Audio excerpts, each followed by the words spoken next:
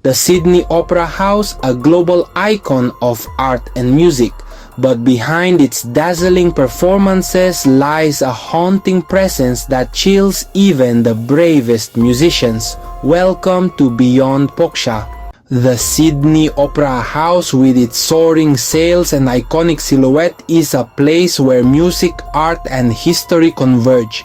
But as the sun sets and the last echoes of applause fade, a different kind of story begins to unfold within its hallowed halls. For decades, long after the final silent curtain call, performers and staff who linger late into the night have whispered about a mysterious presence, a figure that seems to belong to another time, another world. These stories, passed down from one generation of artists to the next, have become part of the opera house's own mythology, woven into the very fabric of its grand architecture. The Grand Hall in particular is said to be the stage for one of the most enduring and enigmatic ghostly encounters in all of Sydney. The legend centers on a tall man, always described as impeccably dressed in a crisp white suit. He is seen silently appearing among the shadows of the Grand Hall, his presence both striking and spectral. Witnesses say he moves with an otherworldly grace, gliding rather than walking, as if he is not bound by the same laws of gravity as the living. His face is often obscured by the dim light, but those who have glimpsed him up close recall a look of deep longing, as if he is searching for something or someone lost to time. Some believe he is the spirit of a former conductor, eternally drawn back to the music and the stage he once loved. Others think he may be a patron from the opera house's earliest days, forever reliving a night that meant everything to him. Whatever his origin, the man in white has become a fixture in the stories told by those who know the opera house best. At first glance, the apparition seems like an ordinary guest, perhaps someone who has lingered after a performance, reluctant to leave the magic of the evening behind. But then, in the blink of an eye, he vanishes into thin air, leaving only a chill in the air and a sense of profound mystery. Those who have witnessed his disappearance describe it as both beautiful and unsettling, a moment that blurs the line between reality and imagination. Some have tried to follow him, hoping to catch another glimpse or to unravel the secret of his presence, but he always slips away, dissolving into the shadows as if he were never there at all. The experience leaves a lasting impression, a story that is retold in hushed tones among the opera house's late-night denizens. Some musicians, especially those who rehearse late into the night, claim they've seen the man in white watching quietly from the upper balcony. He sits alone, his posture attentive, as if he is listening intently to every note, every phrase. The musicians say that his gaze is both comforting and unnerving, a silent audience of one whose approval or disapproval is never spoken but always felt. There are stories of performers who, sensing his presence, have played with greater passion, as if inspired by the mysterious figure's attention. Others admit to feeling a cold shiver run down their spine, unable to shake the feeling that they are not alone, even in an empty hall.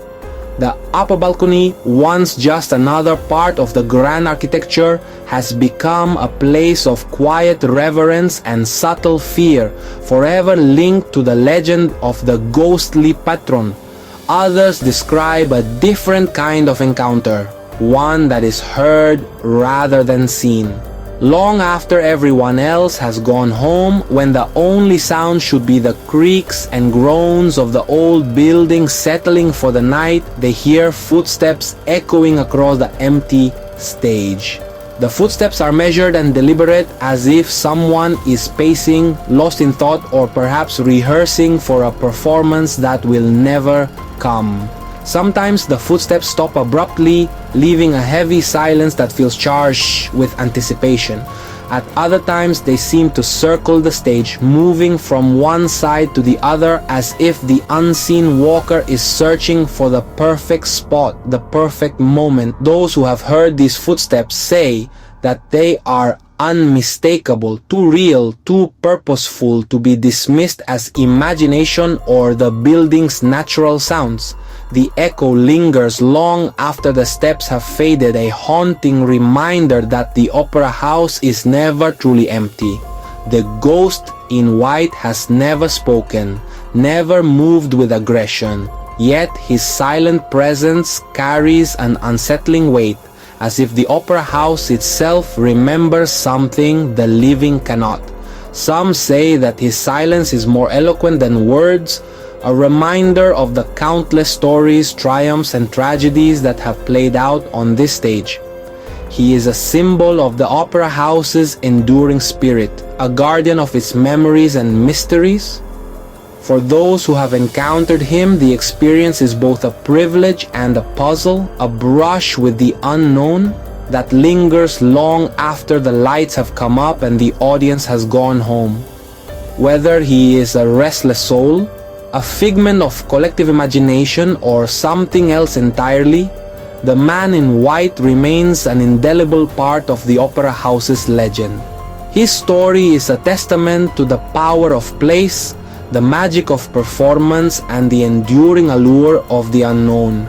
And so, as night falls and the grand hall grows quiet once more, the legend of the ghostly figure in white continues to haunt the dreams of all who enter, a silent witness to the endless dance between past and present, memory and mystery. The legend of the Phantom of the Sydney Opera House has captivated audiences and staff alike for decades, weaving itself into the very fabric of the building's history. Some believe that the mysterious presence haunting the grand halls is none other than the spirit of a former conductor, a man whose passion for music was so intense that it transcended the boundaries of life and death. According to these tales, this conductor was once a beloved figure, known for his dedication and the way he brought orchestras to life with a mere flick of his baton. His sudden and tragic passing left a void not only in the hearts of those who knew him, but also, some say, in the very soul of the opera house itself. It is whispered that, unable to let go of the music he cherished, his spirit lingers in the shadows, drawn to the sound of rehearsals and performances, forever bound to the melodies that once defined his existence. Musicians have reported feeling a chill in the air during late-night practices, or catching a glimpse of a shadowy figure near the orchestra pit, vanishing as quickly as it appeared. Some even claim to have heard the faint echo of a baton tapping on a music stand, urging them to play on long after the audience has left and the stage lights have dimmed. Yet not everyone agrees on the identity of the opera house's elusive phantom. Others whisper of a different figure entirely, a visionary architect whose dreams and ambitions were poured into every curve and corner of this iconic structure. This theory suggests that the architect, having devoted years of his life to the creation of the opera house, became so deeply connected to his masterpiece that his spirit could not bear to leave it behind. Some say that late at night, the faint sound of footsteps can be heard echoing through the empty corridors as someone is still inspecting the building, ensuring that every detail remains perfect. Staff members have recounted stories of doors opening and closing on their own, or the sensation of being watched while walking through the dimly lit hallways. The architect's presence, they believe, is a protective one, watching over his creation, making sure that the opera house continues to inspire awe and wonder in all who enter.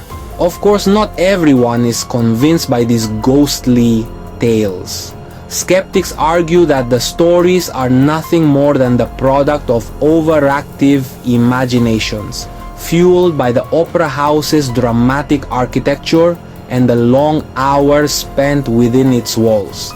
They point to the tricks of light that can play across the stage and corridors, the exhaustion that comes from late-night rehearsals, and the natural creaks and groans of an aging building as perfectly reasonable explanations for the strange occurrences. For them, the legend of the phantom is simply a captivating story, one that adds to the mystique of the Sydney Opera House, but nothing more. Yet, whether one believes in restless spirits or rational explanations, the stories persist, passed down from one generation of performers and staff to the next, ensuring that the mystery of the Opera House phantom endures. Still, the mystery endures. The Sydney Opera House, with its iconic sails gleaming under the moonlight, stands as a beacon of art, culture, and for some, the unexplained. For decades, stories have swirled around this architectural marvel, stories that refuse to fade, whispered by night staff, performers, and visitors alike. The question lingers in the air as persistent as the salty breeze from the harbor. What truly lies behind the legend of the man in the white suit? Who is the man in the white suit haunting the Sydney Opera House? Is he a guardian of music, a benevolent spirit watching over the performances, ensuring that every note played and every word sung resonates with the passion and dedication of those who came before? Or is he something else entirely, a restless soul, perhaps a former performer or patron, unable to leave behind the grandeur and drama of the stage? Some say he appears in the dead of night, gliding silently through the empty halls, his presence felt more than seen. Others claim to have glimpsed him from the corner of their eye, a fleeting figure in immaculate white, vanishing as quickly as he appeared. The stories differ, but the sense of awe and unease remains the same. Or is he a restless soul lost between worlds, forever wandering the labyrinthine corridors of this modern cathedral to the arts? Some believe he is searching for something, a lost love, a final encore, or perhaps redemption for a past mistake. The Opera House, with its hidden passageways and echoing chambers, seems the perfect stage for such a spectral drama. Each shadowy corner, each silent corridor holds the possibility of an encounter with the unknown. The legend of the man in the white suit is more than just a ghost story. It is a reflection of our fascination with the mysteries that linger at the edge of our understanding. This is Beyond Poksha, where we delve into the stories that blur the line between reality and the supernatural, between history and myth. If you crave more stories where the stage meets the supernatural, where the ordinary world gives way to the extraordinary, you are in the right place.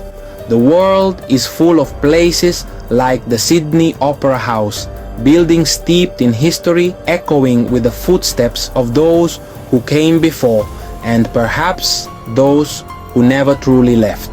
From haunted theaters to mysterious concert halls, from whispered legends to chilling eyewitness accounts, we seek out the tales that make us question what we know and invite us to imagine what might be. Every episode, we peel back the curtain on another mystery, exploring the intersection of art, architecture, and the unknown.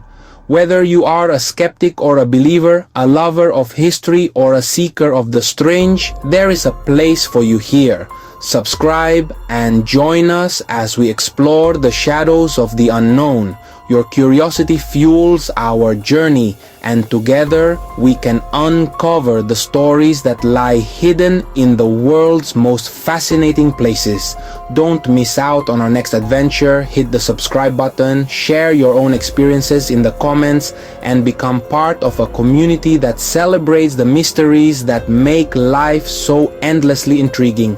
The stage is set, the lights are dimmed, and the unknown awaits. Will you step into the shadows with us?